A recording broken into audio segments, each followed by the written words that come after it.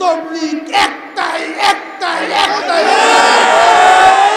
Sir সাহেবের group আমাদের দেশের এই সন্ত্রাসী বাহিনীরা বিগত 18 ডিসেম্বর দিবাগত রাত্রে একরামুল মুসলিমের স্লোগান দিয়ে তারা আমাদের ঘুমন্ত তাহাজ্জুদরত উলামায়ে কেরাম এবং মুসল্লিদের উপরে সন্ত্রাসী হামলা করেছে। এইটা কি একরামুল মুসলিমিন? আমি জিজ্ঞাসা করতে চাই ওই ইঞ্জিনিয়ার সাহেবকে, আপনি ওয়াসিফ সাহেব, আপনি ইঞ্জিনিয়ার, আপনি আলেম নন, তবলিগ করবে আলেম। কোরআন হাদিসের সিদ্ধান্ত আলেম বাদে কেউ তবলিগ করার কোনো ক্ষমতা রাখে না। যদি কোনো মূর্খ দাওয়াত ও তবলিগ করে তাইলে তার নেতৃত্বে তবলিগটা পদভ্রষ্ট হবে, পদস্খলনে যাবে। অতএব সে দাওয়াত ও তবলিগের মুরব্বী হওয়ার মতো যোগ্যতা তার নেই। সে খুনি, তার নির্দেশে খুন হয়েছে। কোন খুনি দাওয়াত ও তবলিগের মেহনত করতে পারে না। অতএব আমি সরকারকে বলতে চাই, মহামান্য প্রধান উপদেষ্টা এবং উপদেষ্টা মণ্ডলী, আপনারা আমাদের রক্তের উপরে সওয়ার হয়ে ক্ষমতায় আছেন।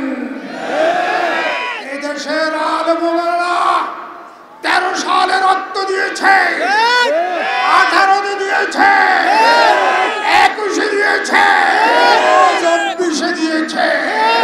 দেশ স্বাধীন হওয়ার পরও এই আমরা টঙ্গীতে 3 ভাই রক্ত দিয়েছি।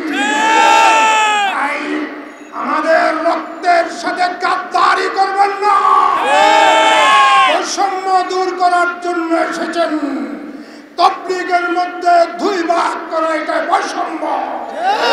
তবলিগ কোনো ভাগ নেই, তবলিগ একটাই একটাই একটাই। কোটি কোটি মানুষের ভালোবাসায় ফ্রিজ, টিভি এবং এসিতে দেশের 1 নম্বর ব্র্যান্ড ওয়ালটন। সেটা হবে উলামায়ে কেরামের নেতৃত্বে। জাহেলের নেতৃত্বে তবলিগ হতে পারে না। এবং বাংলাদেশের শীর্ষ উলামায়ে কেরাম, বাংলাদেশের হাটাদারি পটিয়া সহ সবাই স্পষ্ট ফতোয়া দিয়েছে। তাই এই ফতোয়ার প্রতি শ্রদ্ধাশীল হয়ে অবিলম্বে যাদেরকে গ্রেফতার না করে জামিন দিয়েছেন 24 ঘন্টার মধ্যে গ্রেফতার করে।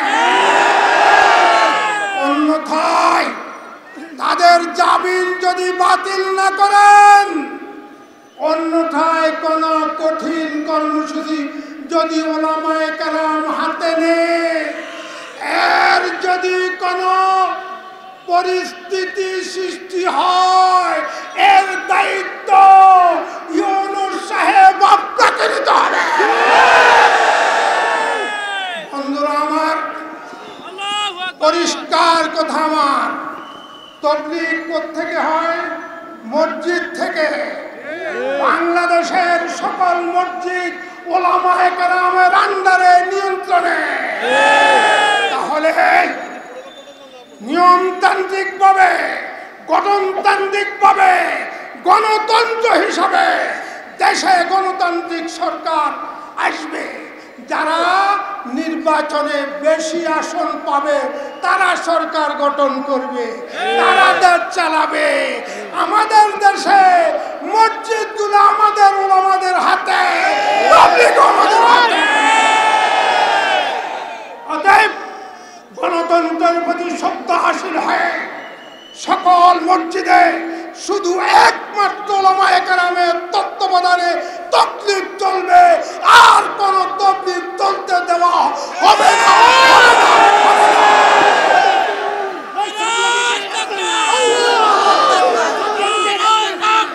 আল্লাহু আকবার।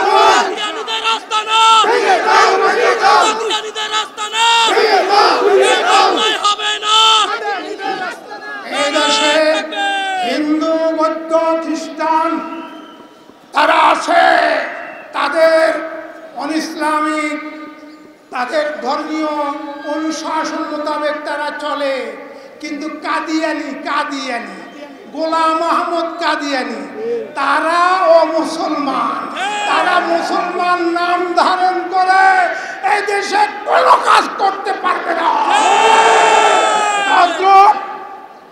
এই সাদিয়ানিরা, সাতপন্থীরা, এই পদভ্রষ্ট, এই গুমরাহ দল এই দেশে তাবলীগের নামে কোন কর্মকাণ্ড কোন মসজিদে করতে দেওয়া হবে